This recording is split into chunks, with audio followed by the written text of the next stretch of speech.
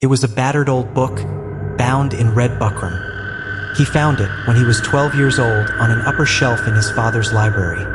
And, against all the rules, he took it to his bedroom to read by candlelight, when the rest of the rambling old Elizabethan house was flooded with darkness. That was how young Mortimer always thought of it. His own room was a little isolated cell, in which, with stolen candle ends, he could keep the surrounding darkness at bay, while everyone else had surrendered to sleep and allowed the outer night to come flooding in. By contrast with those unconscious ones, his elders, it made him feel intensely alive in every nerve and fiber of his young brain. The ticking of the grandfather clock in the hall below, the beating of his own heart, the long-drawn rhythmical of the sea on the distant coast, all filled him with a sense of overwhelming mystery. And, as he read, the soft thud of a blinded moth, striking the wall above the candle, would make him start and listen like a creature of the woods at the sound of a cracking twig. The battered old book had the strangest fascination for him, though he never quite grasped the thread of the story. It was called The Midnight Express, and there was one illustration on the 50th page, at which he could never bear to look. Frightened him. Young Mortimer never understood the effect of that picture on him. He was an imaginative but not a neurotic youngster, and he avoided the 50th page as he might have hurried past a dark corner on the stairs when he was 6 years old, or as the grown man on the lonely road in The Ancient Mariner who, having once looked round, walks on and turns no more his head. There was nothing in the picture, apparently, to account for this haunting dread. Darkness, indeed, was almost its chief characteristic. It showed an empty railway platform at night lit by a single dreary lamp. An empty railway platform that suggested a deserted and lonely junction in some remote part of the country. There was only one figure on the platform. The dark figure of a man, standing almost directly under the lamp with his face turned away towards the black mouth of a tunnel which, for some strange reason, plunged the imagination of the child into a pit of horror. The man seemed to be listening. His attitude was tense, expectant, as though he were awaiting some fearful tragedy. There was nothing in the text, so far the child read and could understand, to account for this waking nightmare. He could neither resist the fascination of the book, nor face that picture in the stillness and loneliness of the night. He pinned it down to the page facing it with 2 long pins, so that he should not come upon it by accident. Then he determined to read the whole story through. But always before he came to page 50, he fell asleep, and the outlines of what he had read were blurred, and the next night he had to begin again. And again, before he came to the 50th page, he fell asleep. He grew up and forgot all about the book and the picture. But halfway through his life, at that strange and critical time when Dante entered the dark wood, leaving the direct path behind him, he found himself, a little before midnight, waiting for a train at a lonely junction. And, as the station clock began to strike 12, he remembered like a man awakening from a long dream, there, under the single dreary lamp, on the long, glimmering platform, was the dark and solitary figure that he knew. Its face was turned away from him towards the black mouth of the tunnel. It seemed to be listening, tense, expectant, just as it had been 38 years ago. But he was not frightened now, as he had been in childhood. He would go up to that solitary figure, confront it, and see the face that had so long been hidden, so long averted from him. He would walk up quietly and make some excuse for speaking to it. He would ask it, for instance, if the train was going to be late. It should be easy for a grown man to do this, but his hands were clenched when he took the first step, as if he too were tense and expectant. Quietly, but with the old vague instincts awaking, he went towards the dark figure under the lamp, passed it, swung round abruptly to speak to it, and saw without speaking, without being able to speak, it was himself, staring back at himself, as in some mocking mirror, his own eyes alive in his own white face, looking into his own eyes, alive. The nerves of his heart tingled as though their own electric currents would paralyze it. A wave of panic went through him.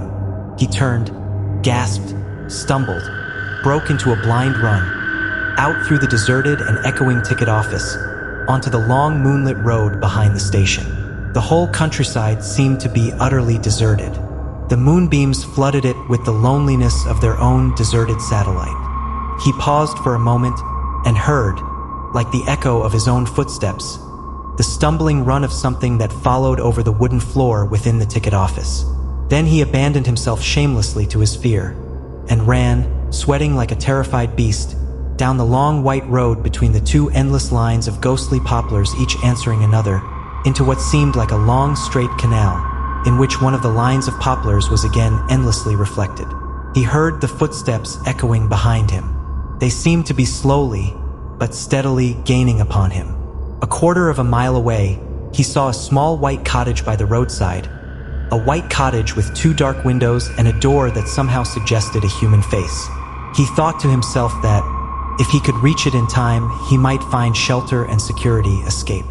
The thin, implacable footsteps, echoing his own, were still some way off when he lurched, gasping, into the little porch, rattled the latch, thrust at the door, and found it locked against him. There was no bell or knocker. He pounded on the wood with his fists until his knuckles bled. The response was horribly slow. At last, he heard heavier footsteps within the cottage. Slowly, they descended the creaking stair. Slowly, the door was unlocked. A tall, shadowy figure stood before him, holding a lighted candle, in such a way that he could see little either of the holder's face or form. But to his dumb horror, there seemed to be a cerecloth wrapped round the face. No words passed between them. The figure beckoned him in, and, as he obeyed, it locked the door behind him. Then, beckoning him again, without a word, the figure went before him up the crooked stair, with the ghostly candle casting huge and grotesque shadows on the whitewashed walls and ceiling. They entered an upper room, in which there was a bright fire burning, with an armchair on either side of it, and a small oak table, on which there lay a battered old book, bound in dark red buckram. It seemed as though the guest had been long expected and all things were prepared. The figure pointed to one of the armchairs, placed the candlestick on the table by the book, for there was no other light but that of the fire, and withdrew without a word, locking the door behind him. Mortimer looked at the candlestick.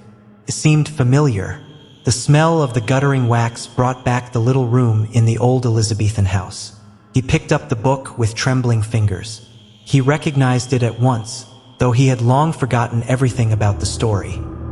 He remembered the ink stain on the title page, and then, with a shock of recollection, he came on the 50th page, which he had pinned down in childhood.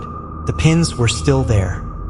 He touched them again, the very pins which his trembling childish fingers had used so long ago. He turned back to the beginning. He was determined to read the end now and discover what it was all about. He felt that it must all be set down there in print, and though in childhood he could not understand it, he would be able to fathom it now.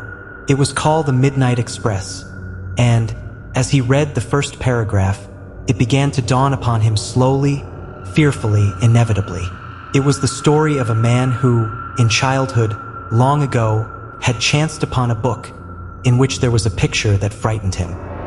He had grown up and forgotten it, and one night, upon a lonely railway platform, he had found himself in the remembered scene of the picture. He had confronted the solitary figure under the lamp, recognized it, and fled in panic.